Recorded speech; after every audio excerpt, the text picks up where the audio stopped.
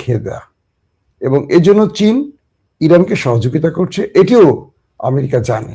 কারণ ইরান আক্রান্ত হলে ইরান যে কি করতে পারে সেটা কম বেশি আমরা জানি, সেটা আমাদের চেয়ে বেশি জানি ইসরায়েল।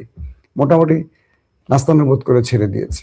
তো এই পরিকল্পনায় এই মুহূর্তে দেশ দুটো যুদ্ধের জন্য সর্বোচ্চ প্রস্তুতি নিয়ে আছে। যে কোনো সময় আপনারা হয়তো খবর পাবেন ইরানে আক্রমণ শুরু হয়ে গেছে এবং ইরানও পাল্টা জবাব দেওয়া শুরু করেছে। প্রশ্ন হতে পারে, ইরান কি আমেরিকার সাথে পারবে? এই উত্তরটা আমি দেব না। এই উত্তরটা আমি দেব না কেন? আজ পর্যন্ত রাশিয়া ইউক্রেনের সাথে পেরে ওঠে নাই, যুদ্ধ থামেনি এখনো। রাশিয়া হাজার হাজার সেনা হারিয়েছে, আপনারা দেখেছেন। এত বড় দেশ ইউক্রেনের সাথে পারেনি। তো যুদ্ধটা আসলে শুরু করা খুব সহজ, এটা বিজয় নিয়ে ফিরে যাওয়া কঠিন। কারণ আমেরিকা আফগানে বিজয় পায়নি, আমেরিকা ইরাকে বিজয় পায়নি, আমেরিকা সিরিয়াতে বিজয় পায়নি, সোমালিয়াতে পায়নি। আমেরিকার লাস্ট গত 50 বছরে একটি বিজয় দেখিনি, কোনো রাষ্ট্র ধ্বংস করা ছাড়া বিজয় নিয়ে আমেরিকা ফিরতে পারেনি।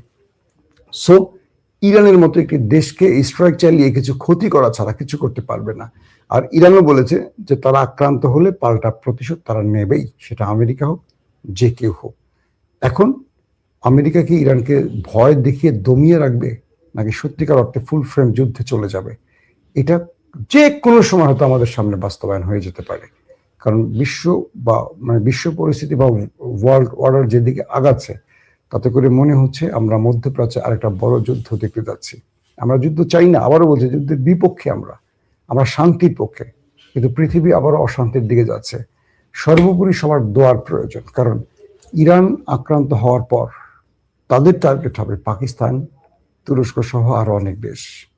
যারাই তাদের সামনে থ্রেট হবে, যারাই তাদের সামনে মাথা উঁচু করে কথা বলবে, সেই মাথাটাকে তারা ভেঙে দিতে চায়। আমার মনে হয় আল্লাহর পরিকল্পনার কাছে যে কেউ পরাজিত হবে। আল্লাহ কি চান সেটা হয়তো আমরা জানি না।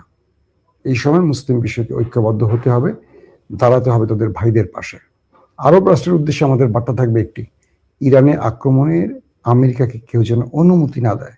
মনে রাখবেন, এই অনুমতিটি তাদের জন্য কাল হবে। কারণ আজকে যারা অনুমতি দেবে, কালকে তাদের বিরুদ্ধে ওরাই আবার অ্যাটাকে যাবে, কিন্তু তখন পাশে কেউ দাঁড়াবে না, বলবে তোমরাই তো দিয়েছিলে ইরানে আক্রমণের জন্য তোমাদের ভূমিকে, মাটিকে বা ঘাটিকে, সো তোমরা এখন সেটার মাসুল দাও।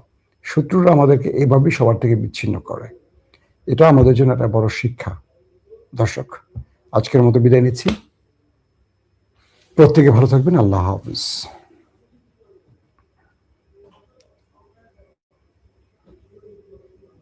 ওপেন দাইস মানে সত্যকে সত্য বলা, মিথ্যেকে মিথ্যে বলা।